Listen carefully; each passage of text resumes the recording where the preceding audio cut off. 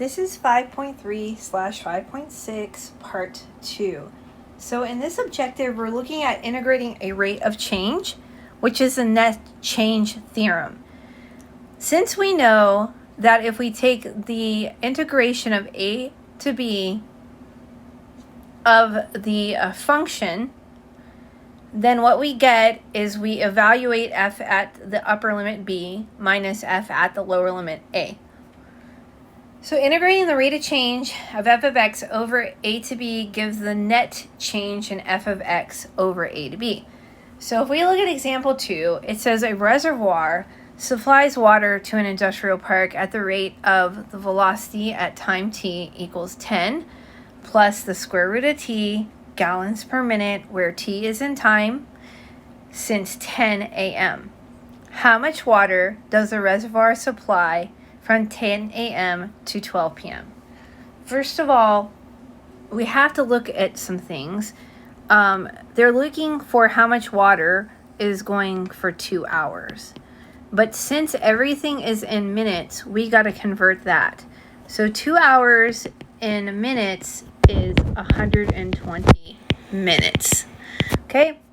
So when I integrate this, I'm going to take the integration from 0 to 120 minutes, because that's the 2 hour time period. And I'm going to integrate the velocity function at dt. And when I do that, I'm going to get the position function. Okay? So let's go ahead and plug this stuff in. So 0 to 120, the velocity formula is 10 plus t to the 1/2 dt. Okay? I'm going to integrate this. So integrating, I get 10x plus t to the 3/2 over 3/2. Okay? So if I want to write this a little bit easier, by the way, I should have wrote 10t, not 10x.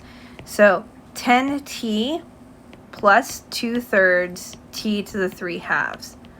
And I'm integrating that from 0 to 120 minutes. So again, I have to find f at b. F at b, remember that's my upper limit. So this is where t equals 120.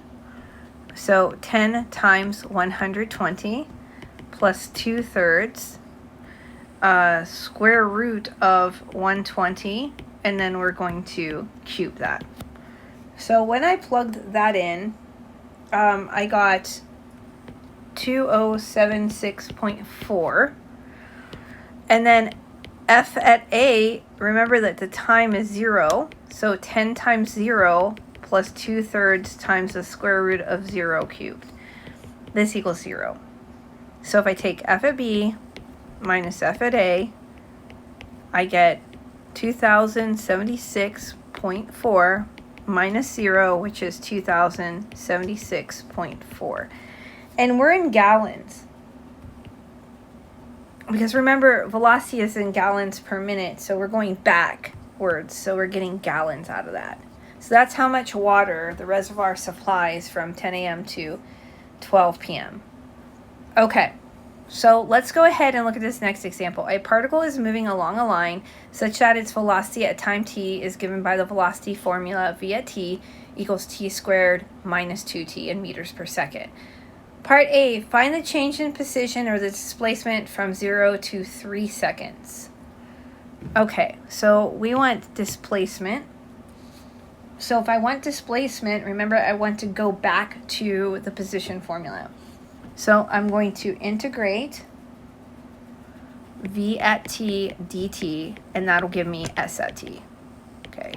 All right, so they're telling me time from 0 to 3. So 0 is my lower limit, 3 is my upper limit. The velocity formula is t squared minus 2t dt. Now I have to integrate. So if I integrate this, I get 1/3 t cubed minus t squared. Okay? Now I want to evaluate that from 0 to 3. So f at b is the upper limit. This is when t equals 3. So I get 1/3 t cubed minus t squared. 27 divided by 3, I get that as 27 divided by, 27 divided by 3 is 9. 9 minus 9 equals 0. Okay. And now I'm going to use the 0. So f at a, 1/3 times 0 cubed minus 0 squared, and that equals 0. So f at b minus f at a is 0 minus 0, which equals 0. Okay, that means there's no change in the position. That doesn't mean that we didn't move. It just means that the particle started and ended at the same place. So that's displacement. Now B says find the total distance traveled. So that answer doesn't make sense from 0 to 3. So first of all, we should probably make a graph because I want to find out where that particle goes underneath the x-axis and where it goes above. So if I make a graph of this, I'm doing 0, 1, 2, 3. I'm plugging this in. So 0 into the original formula, I get 0 squared minus 2 times 0, which is 0. So 0, 0. If I plug in 1 into the original equation, I get 1 squared, which is 1, minus 2 times 1, which is 2. So 1 minus 2 is negative 1. If I plug in 2 into the original equation, 2 squared is 4, minus 2 times 2, which is 4. So this is 2, 0. And then finally 3. 3 squared is 9, minus 2 times 3, which is 6, and I get 3. So that is this. So here's what the particle is doing. So when I look at the actual picture, I have two regions again. I'm going to have region number 1 and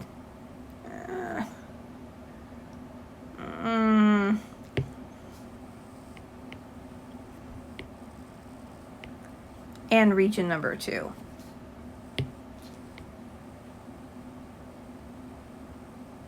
Okay. So yellow is 1 and 2 is the pink. Okay. So what I'm going to do is find the two regions. And I'm looking for the area. Okay. So let's do area number 1. I'm integrating from 0 to 2 of the function t squared minus 2t dt. Again, the integration is the same. So it's 1/3 t cubed minus t squared. And I'm doing this from 2 to 0. So f at 2, or f at b, remember that t, I'm going to erase that b. It's really bad. Let's do this again. F at b, and this is where t equals 2. So I'm plugging stuff in. 1/3 t cubed minus t squared. Okay? So 1/3 times 8 minus 4. So this becomes 8/3 minus 4. 8/3 minus 12 over 3. This is negative 4/3. And because I am underneath the x-axis, when I take that integration, I should have had that negative sign there. So I need an extra negative sign with this answer. And when I do that, I get a positive 4/3. So the area of region 1 is positive 4/3. Okay, so now I have to find the area of the region 2. So let me write down region 2 so we're clear. I'm integrating from 2 to 3, and that area is above the x-axis, and I'm integrating t squared minus 2t dt. So when I integrate that, I get 1/3 t cubed minus t squared. Integration from 2 to 3. Well, f at b I already found, because I already found it at 2. Remember that that equals 4/3.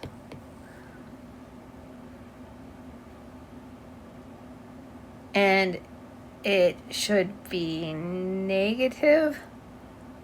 Yeah, negative 4/3. Okay, so f at a, when we integrate that, I'm plugging in,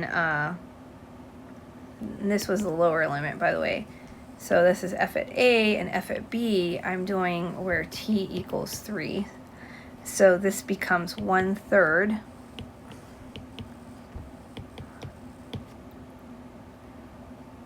3 cubed minus 3 squared. Okay, 27 divided by 3 is 9. 9 minus 6 is 3. Okay, so this is the upper. So I did these backwards. So f at b minus f at a. So 3 minus 4/3. And this was a negative, so minus minus. So 3 plus 4/3. This is 9/3 plus 4/3, which equals 13/3. Okay. So now what we have to do is add everything up. So region 1 plus region 2. Region 1 was 4/3. Okay, and I'm going to check region 2 really quickly because it seems weird to me. So I'm taking it from 2 to 3, t squared minus 2t, which is 1/3 t cubed minus t squared. If I plug in the upper limit, I get 3 cubed, which is 27. 27 over 3 is 9, minus, oh, wait a second, there it is. Okay, so the upper limit. So 27 divided by 3 is 9, minus 3 squared, which is 9. This should be a 0.